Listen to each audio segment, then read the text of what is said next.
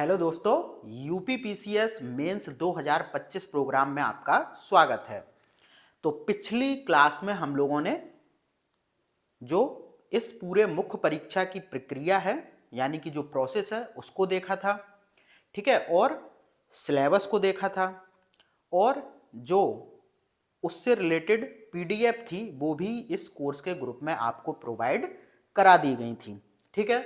और मुझे पूरी उम्मीद है कि आपने उस क्लास को पूरी अच्छी तरीके से देखा होगा और जो उससे रिलेटेड पीडीएफ थी यानी कि जो सिलेबस की पीडीएफ थी और जीएस पेपर 1 में जो सिलेबस है उसके सब टॉपिक्स भी आपको दिए गए थे एक पीडीएफ में, ठीक है। तो आपने उनको बहुत अच्छी तरीके से देख लिया होगा, मैं ये उम्मीद करता हूँ। इस बात पर मैं जोर इसलिए दे रहा हूँ क्योंकि इस क्लास को आप तभी देखें जबकि आप पहली क्लास को और उससे रिलेटेड मटेरियल को देख चुके हों। देखो, एक चीज़ समझना पड़ेगा कि जो मुख्य परीक्षा है वो पूरी तरीके से कॉन्सेप्ट पर आधारित है। यहाँ पर जो भी चीज़ें आपको बताई जा रही हैं वो पूरी तरीके से एक सीक्वेंस में है। तो ये गलती आप लोग बिल्कुल मत करें कि किसी भी बीच क्लास में आप आकर देखने लगें और जो पहले क्लास आपको दी गई हैं उनको मिस कर दे। तो ऐसा मत करें। जिस सीक्वेंस में चीज़ें आपको दी जा रही हैं, चाहे वो नोट्स हों चाहे वो आपको क्लासेस हों, तो उन सभी को साथ के साथ आपको देखना है, ठीक है। अब आज आपकी इस प्रोग्राम के तहत दूसरी क्लास है और इस क्लास में हम लोग इस मुद्दे पर चर्चा करने वाले हैं कि आखिर इस मुख्य परीक्षा के कंटेंट को कैसे तैयार किया जाए, ठीक है। तो देखो, आंसर राइटिंग तो आप तभी कर पाएंगे जब आपके पास कंटेंट होगा और कंटेंट के लिए क्या करना है, तो कंटेंट के लिए आपको एक बेहतर स्ट्रेटजी के साथ पढ़ना होगा, ठीक है। और ऐसा इस एग्जाम में बिल्कुल नहीं होगा कि आपके पास कंटेंट ना हो और आप उत्तर लेखन करने बैठ जाएं, ठीक है। उत्तर लेखन एक अलग चीज है और कंटेंट का तैयार होना एक अलग चीज है, ठीक है।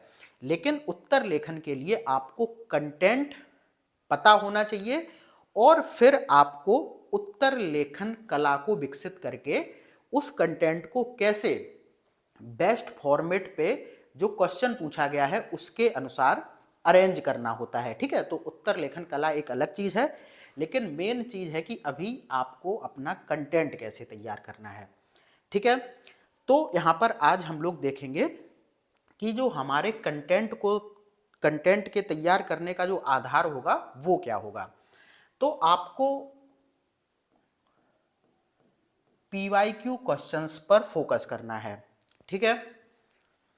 कैसे, मैं पूरा उदाहरण के रूप में इसको बताता हूं। देखो, शायद ग्रुप में ये पीवाईक्यू जो भी अभी तक 2018 से 23 तक के पेपर हुए हैं, शायद उनकी पीडीएफ आपको दे दी गई है। अगर नहीं दी गई होगी तो इनको हम वहां पर भिजवा देंगे, ठीक है। तो वहां पर जितने भी आपके जीएस के 6 पेपर हैं उनमें जो जो क्वेश्चन पूछे गए हैं वो सारे वहां पर वर्षवार लगे हुए हैं, ठीक है।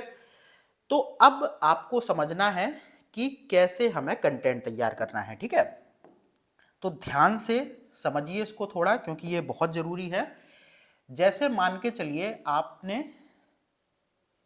जीएस पेपर 1 में वास्तुकला को पढ़ना आरंभ किया, ठीक है। तो आप वास्तुकला में देखेंगे तो यहां पर हड़प्पा कालीन वास्तुकला है, ठीक है। फिर आप देखेंगे तो बौद्ध कालीन है, ठीक है। उसके बाद देखेंगे तो जैन भी है। ऐसे करके बहुत से हैं यहाँ पर। भारत में इंडो इस्लामिक है,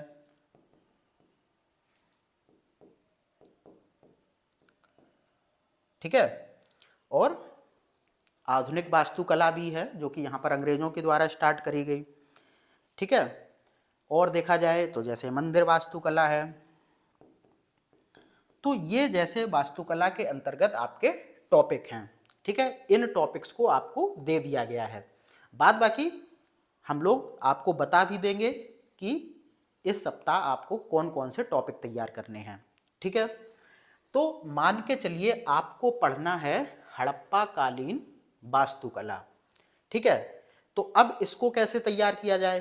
तो इसको तैयार करने का जो बहुत ही सही तरीका है वो ये है कि हम पहले देखें कि प्रीवियस ईयर में हड़प्पा कालीन वास्तुकला से कौन कौन से क्वेश्चन पूछे गए हैं। ठीक है, तभी हमें एक आधार मिल जाएगा कि यहाँ से क्या क्या पूछा जा सकता है और हमें क्या क्या तैयार करना है। ठीक है, तो आप लोगों को बहुत अच्छी तरीके से समझना है कि अगर आपको कोई भी टॉपिक, जैसे यहाँ मैं उदाहरण के स्वरूप में हड़प्पा कालीन वास्तुकला की बात कर रहा हूँ, तो यहाँ पर क्या होगा कि आप सबसे पहले देखेंगे कि पीवाईक्यू में क्या क्या पूछा गया है, उसी के आधार पर आप अपना कंटेंट तैयार करेंगे। ठीक है, बाद बाकी ध्यान रखना, कंटेंट को हमेशा मेंस के लिए आप पॉइंट वाइज तैयार करें। ठीक है, क्योंकि मुख्य परीक्षा में उत्तर लेखन का जो सबसे बेस्ट तरीका होता है वो पॉइंट वाइज ही होता है। वहां पर आप हमेशा ध्यान रखिए, ये चीजें मैं उत्तर लेखन के दौरान भी आपको बताऊंगा, लेकिन अभी मैं इसलिए बता रहा हूं क्योंकि कंटेंट को आप उसी प्रकार से तैयार करें, उसी फॉर्मेट पे तैयार करें जो कि आपको उत्तर लेखन के दौरान लिखना हो। ठीक है, तो हमेशा ध्यान रखिए कि जब भी आप मेंस के लिए कंटेंट को तैयार करेंगे तो कैसे करेंगे, पॉइंट वाइज। जैसे मान के चलिए आप हड़प्पा वास्तुकला के अंतर्गत नगर नियोजन पढ़ रहे हैं, तो आप इसको पॉइंट वाइज तैयार करेंगे कि जो हड़प्पाई नगर थे वो ग्रिड प्रणाली पर आधारित थे। ठीक है, सड़कें 90 डिग्री पर काटती थीं। ठीक है, जो नगर थे वो 2 भागों में विभाजित थे। ठीक है, दुर्ग और एक कुछ था, तो मान के चलिए आपको इस तरीके से तैयार करना है। ठीक है, कि जो भी आप कंटेंट पढ़ें वो पॉइंट वाइज हो, यानी कि उसको पॉइंट वाइज तैयार करें, क्योंकि इससे आपको अपने उत्तर लेखन में बहुत ही ज्यादा आसानी होगी। ठीक है, अब यहां पर बात आती है कि इस कंटेंट को हम पढ़े कहां से, यानी कि ये तो हो गया चलो पीवाईक्यू आधारित हमें तैयारी करनी है, जो क्वेश्चन पीवाईक्यू मतलब जो क्वेश्चन विगत वर्षों में पूछे गए हैं उनके आधार पर हम अपना कंटेंट तैयार करेंगे। ठीक है, कंटेंट को पॉइंट वाइज तैयार करेंगे। अब आपके मन में एक प्रश्न उठ रहा होगा कि जो कंटेंट है वो कहाँ से तैयार किया जाए। तो देखिए, आप लोग पेड कोर्स लेके बैठे हैं तो बहुत ज़्यादा प्रॉब्लम आपको यहाँ पर नहीं होने वाली है। बाद बाकी मैं आपको बता दे रहा हूँ, अगर बहुत से लोग मैसेज करेंगे अभी थोड़ी देर बाद कि कौन सी बुक इसके लिए पढ़ लें, तो आप लोग नितिन सिंघानिया की किताब को देख सकते हैं। ठीक है, नितिन सिंघानिया की आर्ट एंड कल्चर यानी कि कला एवं संस्कृति की किताब आती है। ठीक है, शायद मैग्रा हिल पब्लिकेशन के थ्रू आती है, तो उसको आप देख सकते हैं। लेकिन मैं फिर बता दूं कि जो भी किताबें मुख्य परीक्षा के लिए हैं वो अच्छी खासी भारी भरकम हैं। अब उन किताबों को अगर आपको बहुत ही अच्छी तरीके से तैयार करना है तो आपको ये जरूर पता होना चाहिए कि इस किताब में से मेरे काम के लायक कौन कौन सी चीज है। ठीक है, और ये बात पता कैसे चलेगी, ये बात इस तरीके से पता चलेगी कि आयोग भैया इस टॉपिक से क्या क्या पूछता है या फिर क्या क्या पूछे जाने की संभावना है। अब संभावनाओं वाली जो चीज है वो आपको हम लोग बताएंगे अपने अनुभव के आधार पर, लेकिन जो जो पूछा जा चुका है कम से कम आप वो तो उस किताब से तैयार कर ही सकते हैं। बाद बाकी आपको इस प्रोग्राम के अंतर्गत हम लोग अपने नोट्स भी आपको देंगे कंटेंट के संदर्भ में बनाकर, तो आप उसको भी तैयार कर सकते हैं। बाद बाकी जो ये नोट्स होंगे ये पूरी तरीके से उसी फॉर्मेट पर होंगे जैसा कि उत्तर लेखन आपको मुख्य परीक्षा में करना है। ठीक है, यानी कि पॉइंट वाइज और बिल्कुल शब्द सीमा के साथ में।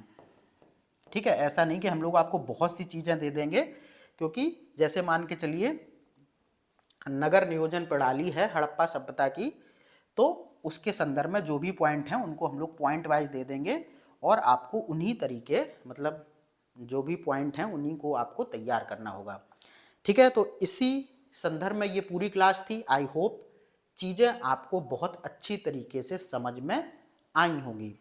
कोई भी आपका डाउट है तो आप तुरंत ग्रुप में मैसेज करके जो कोर्स का ग्रुप है, ठीक है। ऐसा ना हो कि आप किसी पब्लिक ग्रुप में कमेंट कर दें।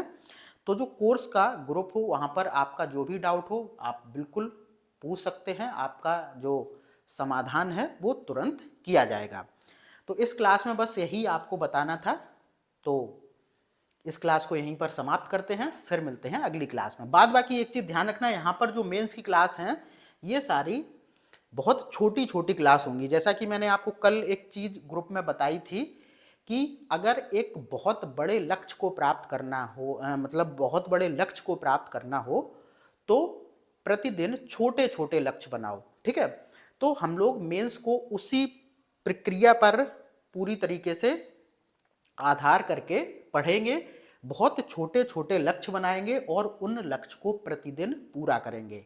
और यकीन मानिए अगर आप इन छोटे छोटे लक्ष्य को प्रतिदिन पूरा कर लेते हैं तो आप पूरे मेंस के सिलेबस को, ठीक है, बड़ी ही आसानी से कवर कर लेंगे 5 से 6 महीने में। बस आपका काम है बहुत अच्छी तरीके से आप जो भी यहाँ पर बताया जाता है उसको फॉलो करते रहें, ठीक है। तो मैं मिलता हूँ आपसे अगली क्लास में, तब तक के लिए धन्यवाद।